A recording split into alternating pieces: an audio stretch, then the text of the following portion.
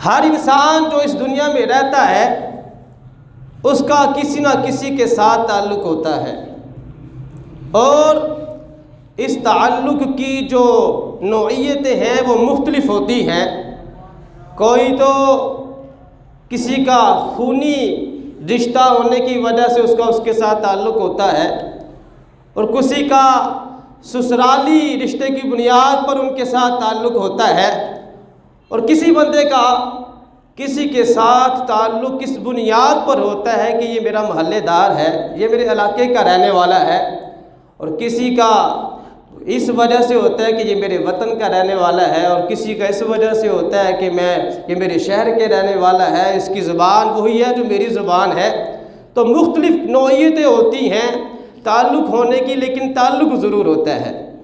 اور یہ بات یاد رکھیں، جس بنیاد کی وجہ سے تعلق قائم ہوتا ہے وہ بنیاد جتنی اہم ہوگی تعلق اتنا ہی مضبوط ہوگا۔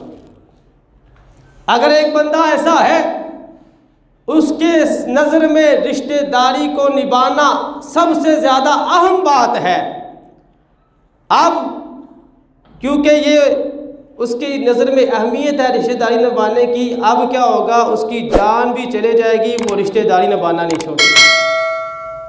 ایسے ہی کسی بندے کو اپنے وطن سے پیار ہے، اپنے وطن سے محبت ہے، تو اپنے وطن کی محبت کی وجہ سے اس کا اگر کسی کے ساتھ تعلق ہے تو وہ اس تعلق کو بچانے کی خاطر اپنی جان کی قربانی دینے سے بھی دریغ نہیں کرے گا۔ لیکن سب سے زیادہ خوش نصیب انسان وہ ہے جس کی نظر میں سب سے زیادہ ایمان کی اہمیت ہوتی ہے، وہ دین کی بنیاد پر قائم ہونے والے تعلق کی جو اہمیت ہے سب سے زیادہ اس کو سمجھتا ہے۔ اس کی خوبصورت مثال آپ کو میں دیتا ہوں، پھر آپ میری بات سمجھ آئیں گے۔ ہجرت کے موقع پر ہمارے پیارے آقا صلی اللہ علیہ وسلم جب مدینے میں تشریف لے گئے مکے سے ہجرت فرما کر، وہاں پر رسول اللہ صلی اللہ علیہ وسلم نے مسلمانوں کے درمیان بھائی چارہ قائم فرما دیا۔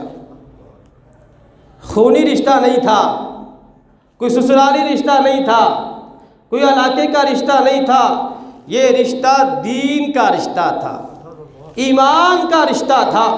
وہ صحابہ جو مکے سے ہجرت کر کے مدینے میں آئے، رسول اللہ صلی اللہ علیہ وسلم نے مکے والے صحابہ کو مدینے والے صحابہ کے ساتھ بھائی چارے کا قائم کر دیا، ان کو آپس میں بھائی بھائی بنا دیا۔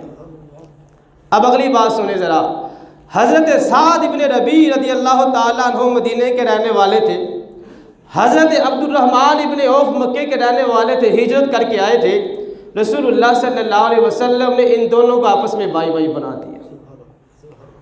جب بھائی بھائی بن گئے، حضرت سعد ابن ربیع رضی اللہ تعالیٰ عنہ نے کمال کی بات ارشاد فرمائی۔ آپ نے حضرت عبد الرحمن ابن عوف سے کہا کہ اب ہم دونوں بھائی بن گئے ہیں، رسول اللہ صلی اللہ علیہ وسلم نے تمہیں میرا بھائی بنا دیا ہے، اور میں مدینے کے مالداروں میں میرا شمار ہوتا ہے، جاؤ تمہیں میں آدھی دولت دیتا ہوں، اپنی آدھی دولت تمہاری۔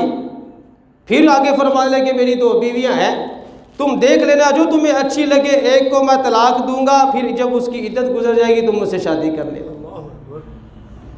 اگرچہ حضرت عبد الرحمن ابن عوف نے اس آفر کو قبول نہیں کیا، خود محنت کی، تجارت کی، کمایا، مزدوری کی، لیکن حضرت سعد ابن ربیع رضی اللہ تعالیٰ عنہ کی یہ جو جملے ہیں یہ قیامت تک آنے والے مسلمانوں کے لیے مینارہ نور ہے کہ جب کسی کے ساتھ تعلق دین کی وجہ سے ہوتا ہے، جب کسی کے ساتھ تعلق ایمان کی وجہ سے ہوتا ہے تو پھر ہر چیز ہی قربان کرنی پڑتی ہے۔ یہ ہے تعلق، ایمان کا تعلق۔ 5 فروری کو ہم پاکستانی یوم یکجہتی کشمیر مناتے ہیں۔ کیوں مناتے ہیں؟ اس لیے کہ کشمیر کے مسلمانوں کے ساتھ ہمارا ایمان کا تعلق ہے، ایمان کا رشتہ ہے ہمارا کشمیر کے مسلمانوں کے ساتھ۔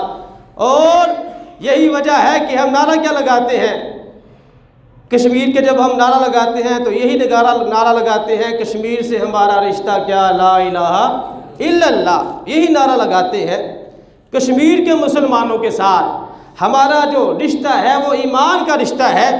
وہ بھی جب اپنے کسی مسلمان بھائی کو جو شہید ہو جاتے ہیں ان کو دفناتے ہیں تو پاکستانی پرچم میں لپیٹ کر دفناتے ہیں، محبت کا اظہار کرتے ہیں۔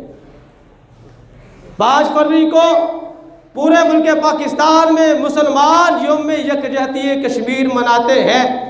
اس کا مطلب یہ ہے کہ تمہاری خوشی ہماری خوشی، تمہارا غم ہمارا غم۔ لیکن میرے دوستوں، میرے بزرگوں، میرے بھائیوں، یہاں پر جو بات قابل غور ہے وہ یہ ہے کہ 1990 سے لے کر آج تک ہم 5 فروری کو یوم یکجہتی کشمیر منا رہے ہیں، اور اچھی بات ہے، اچھا اقدام ہے۔ یہ ہمارا اخلاقی فریضہ بھی بنتا ہے، مذہبی فریضہ بھی بنتا ہے، کیونکہ ایمان کا رشتہ ہے ہمارا، وہ ہمارے مسلمان بھائی ہیں، ایمان کا ہمارا ان کے ساتھ رشتہ ہے۔ لیکن بات یہ ہے کہ ہر سال بعد ہم ایک دن یوم یکجہتی کشمیر منا لیں تو کشمیر آزاد نہیں ہوگا۔ بلکہ میرے استاد گرامی تو فرمایا کرتے تھے، کشمیر کبھی بھی قراردادوں سے آزاد نہیں ہونا۔ قراردادوں سے آزاد ہونا ہوتا تو کب کا ہو جانا تھا، یہ جب بھی آزاد ہوگا جہاد کی برکت سے ہی آزاد ہوگا۔ تو ہم اس طرف ہمیں چاہیے کہ ہم اپنی توجہ کریں۔ سال بعد اچھی بات ہے، مناتے ہیں یوم یکجہتی کشمیر، لیکن جب پوری دنیا کے مسلمان مل کر زور لگائیں گے، اور بالخصوص پاکستان والے مل کر زور لگائیں گے، اپنی آخری حد تک کوشش کریں، انشاءاللہ اللہ ان کو کامیابی عطا فرما دے گا۔ جب مل کر اتفاق اتحاد کے ساتھ زور لگائیں گے، پھر انشاءاللہ ایک وقت آئے گا ہمارے مسلمان بھائی آزاد ہو جائیں گے۔ قرآن مجید میں اللہ رب العزت نے ارشاد فرمایا، وَمَا لَكُمْ لَا تُقَاتِلُونَ فِي سَبِيلِ اللَّهِ وَالْمُسْتَضْعَفِينَ مِنَ الرِّجَالِ وَالنِّسَاءِ وَالْوِلْدَانِ الَّذِينَ يَقُولُونَ رَبَّنَا أَخْرِجْنَا مِنْ هَٰذِهِ الْقَرْيَةِ الظَّالِمِ أَهْلُهَا وَاجْعَل لَّنَا مِن لَّدُنكَ وَلِيًّا وَاجْعَل لَّنَا مِن لَّدُنكَ نَصِيرًا۔ اللہ رب العزت نے قرآن مجید میں ارشاد فرمایا، کیا ارشاد فرمایا؟